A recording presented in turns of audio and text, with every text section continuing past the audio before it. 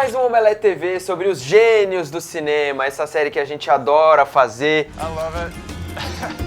I just love it. Sobre todos os gênios da cultura pop, hoje a gente vai falar sobre um diretor que transformou o cinema, marcou época, que E a cultura pop? E a cultura pop como um todo. Todo. Steven Spielberg. Steven Spielberg. Steven Spielberg é parte da geração do novo cinema americano, que tem Francis Ford Coppola, tem Martin Scorsese, tem George Lucas, tem Brian De Palma. Então, que geração boa, né? Que é quando os blockbusters começam a ganhar personalidade, não é só o estúdio que manda. Ele, tipo, tem uma assinatura ali. Exatamente. E que você começa a conhecer o diretor pelo que é. É, o Spielberg é um cara que teve o começo da carreira dele com aquele filme ali, Tubarão, foi o grande filme do começo de carreira, mas ele conseguiu dar a cara aos filmes blockbusters, principalmente ele e o George Lucas. Tipo, eles criaram o verão americano praticamente, Sim. né? Sim, eu não sei se é talvez uma impressão que eu tenho, mas eu acho que um dos grandes legados do Spielberg talvez esteja em todas as pessoas que ele influenciou, assim. Eu fico imaginando, por exemplo, filmes como as coisas que a gente assistia na Sessão da Tarde.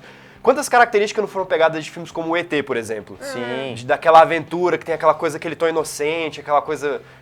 com muitas vezes com crianças como protagonistas também. É, ele ficou muito marcado por isso também. Não, e só tem os filmes que ele não dirigiu, mas ele produziu. Então a gente gosta de Goonies, a gente gosta de Volta pro Futuro. Poltergeist também. A gente gosta de Gremlins, pois é. E todos eles têm a assinatura do Spielberg ali de alguma forma. Assim, um DNA dele que ele começou fazendo quando ele era moleque. Guys, this is gonna be great! E na escola o cara não tinha boas notas no ensino médio, ele não conseguiu passar na faculdade que gostaria, que era a Universidade de Cinema da Califórnia do Sul, ele não conseguiu passar, e ele começou a fazer alguns filmes pra TV, e o primeiro grande filme dele mesmo, que ele fez sucesso, que não que ele fez sucesso, mas que ele ficou conhecido, foi o Encurralado, que é um filme sobre perseguição, é um filme de suspense, praticamente um cara fugindo de um caminhoneiro que tá perseguindo ele. E você já consegue ver nesse filme vários traços de fotografia que marcaram Spielberg depois. Tipo aquela câmera subjetiva embaixo, não deixando você ver exatamente quem é a pessoa, uma coisa que ele fez muito no ET depois.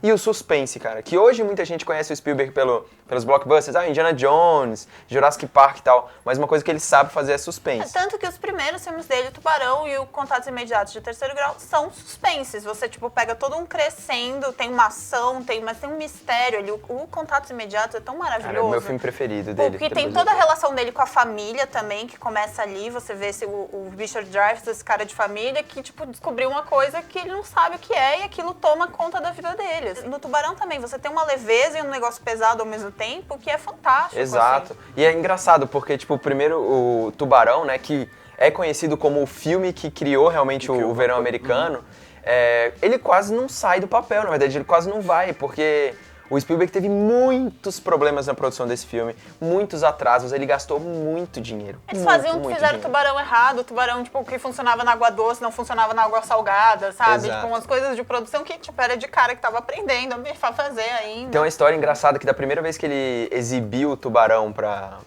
pros executivos, né, pros produtores, todo mundo falou, esse filme vai ser o maior fracasso da história, esse filme não vai dar certo nunca. E foi exatamente o contrário quando saiu. Esse foi o filme que mostrou que era o Spielberg. E aí a gente começa a ver o começo da carreira dele de fato deslanchando com Contatos Imediatos, que é um filme de ficção científica que você não assistiu ainda, velho. Pra mim, até hoje, é um dos melhores filmes. Não tem aqueles efeitos especiais incríveis. Claro que já tem muita coisa que tá meio datada.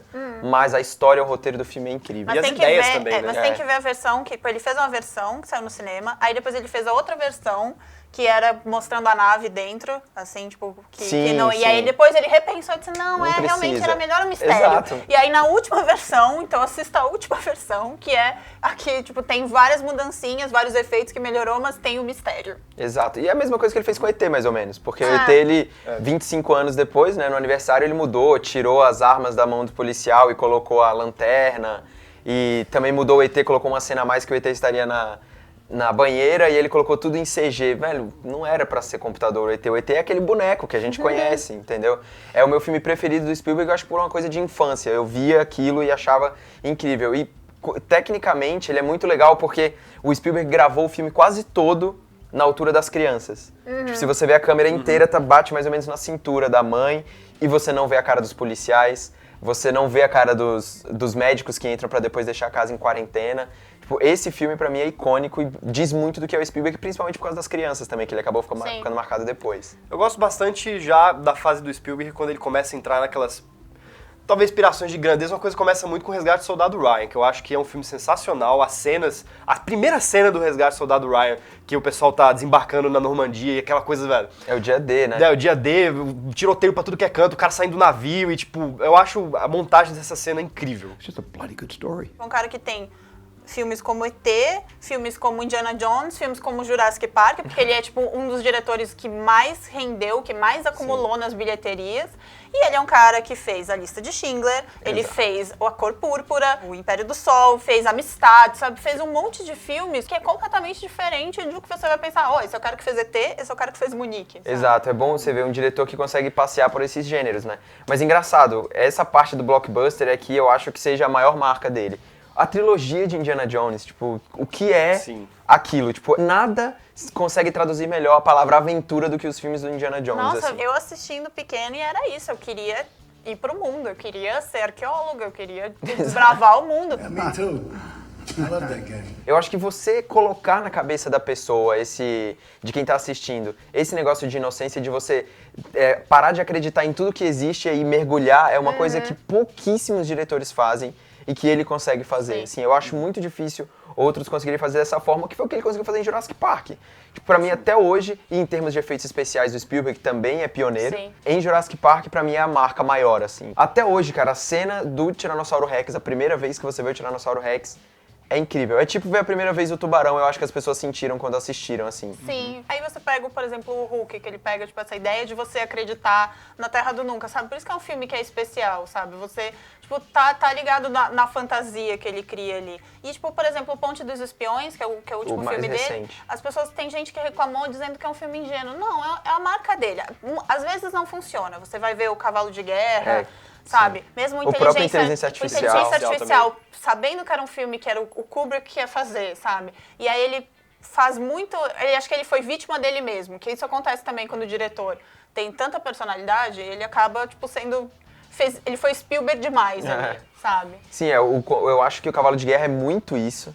É extremamente sentimental, piegas, tipo... O Spielberg sabe muitas vezes o limite da pieguice. Tipo, ele chega até um momento onde faz você chorar, que é o ET, sabe? Que é a Cor Púrpura. E vários momentos, quando ele chega no limite, ele sabe parar, ele sabe te entregar. Na inteligência artificial não acontece isso. Pois é. E no Cavalo de Guerra, menos ainda. Agora, no Ponte dos Espiões, ela é bonita, ainda mais só por ser o Tom Hanks, que eu acho que no Terminal também funciona. Também, assim, bem lembrado. Porque ele é um ator que combina com aquele estilo, e aí você tá é um negócio de Guerra Fria, espionagem, mas é tratado com outro espírito, assim. Você não pode pensar naquilo como sendo um filme de espionagem normal. O próprio Mark Rylance, que agora tá estreando O Bom Gigante Amigo, que é o próximo filme do Spielberg também, que aí já vai pro gênero da fantasia de novo, ele tem um outro espírito ali, uma coisa do teatro, assim, que funciona no filme. Ele tá brilhante. Então, acho que no filme. reclamar de ingenuidade ou de uma coisa assim, e também não pensar como sendo um filme do Spielberg ali, tipo.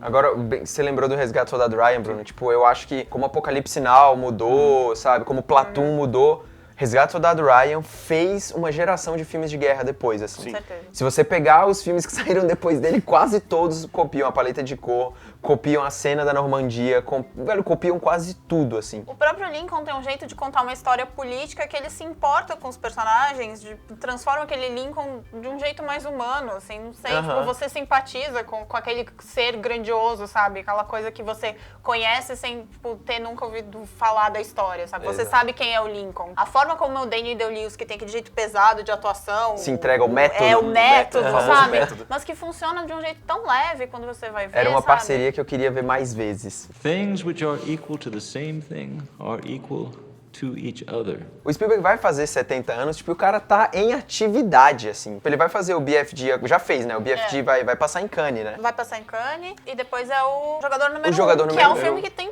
muita cara de cara Spielberg dele. pra ser. Não, é pra um livro funcionar. escrito pra ser dirigido pelo Né? Spielberg. É isso. E o Indiana Jones também. E tem o novo Indiana Jones. Esse a é gente vai ter que esperar um pouquinho pra ver. Mas engraçado, falar do Jogador Número 1 me lembra toda uma geração que já foi formada pelos filmes do Spielberg. Tipo, a gente viu todos os filmes do Spielberg praticamente no cinema, em casa, e tem isso no DNA, mas a gente já consegue ver isso no cinema com os prodígios do Spielberg, que um deles, ou o principal, é o J.J. Abrams. Nossa, tanto que o Super 8 é a mistura da história do J.J. Abrams com a história do Spielberg. Exato. E aí você, tipo, as várias ideias deles, o Spielberg é produtor do filme, e aí você vê ali, tipo, o quão... É o Spielberg. É, tipo, uma reunião de todos os filmes. É uma homenagem.